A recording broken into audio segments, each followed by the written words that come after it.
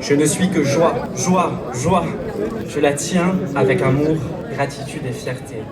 C'est ma Marseillaise.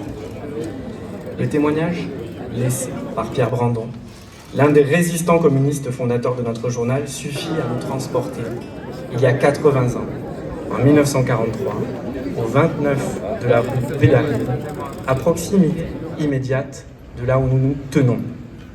C'est ici qu'un imprimeur aixois, Eugène Tournel, a accepté au péril de sa vie de tirer le tout premier numéro de notre journal daté du 1er décembre. Difficile d'imaginer aujourd'hui le courage qu'il a fallu pour créer un titre comme le nôtre dans la nuit noire de l'occupation, dans une France défigurée par la collaboration, où tous les journaux, encore légaux, avaient pactisé avec l'ennemi et son projet totalitaire.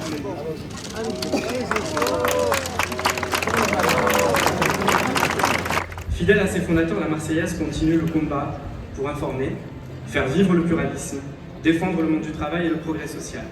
Alors quand on m'a demandé si effectivement ce square pourrait porter le nom de la Marseillaise, pas vous dire de bêtises, hein, certains des opposants principaux à ceux qui sont là ce soir m'ont dit quand même c'est un journal de gauche, tu te rends pas compte, notre électorat, c'est pas une bonne chose. Je leur ai dit non, non, la résistance, le courage, la valeur humaine, mais ça passe tous les clivages. C'est ça l'indépendance. Et de toute façon la critique elle est toujours productive. Elle nous permet à tous, si on sait l'écouter, de faire un peu son introspection et essayer de s'améliorer autant que possible. Donc moi, non, je veux au contraire avoir non pas des ennemis, mais des adversaires. Des adversaires qui puissent à un moment donné pointer du doigt des erreurs, parce qu'en fait ça nous rend chacun plus intelligent, plus fort aussi humainement, plus courageux.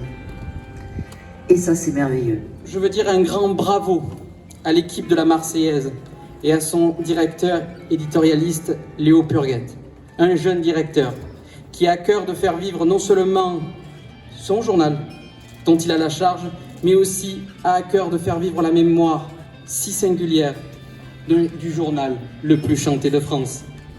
Et j'en ai pour preuve l'hommage rendu l'année dernière pour les 100 ans de M. Thomazeau, ce résistant et déporté qui évoquait comment l'initiative un peu folle d'une poignée de personnes de publier un journal clandestin a pu lui donner la force de survivre face au régime nazi.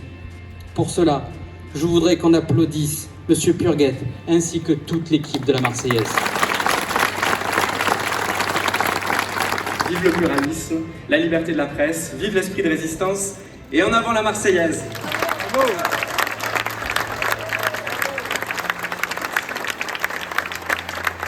Élevez, l'étendard sanglant élevé, entendez-vous dans nos campagnes mugir ces féroces soldats qui viennent jusque dans nos bras, égorger nos fils et nos compagnes. Aux armes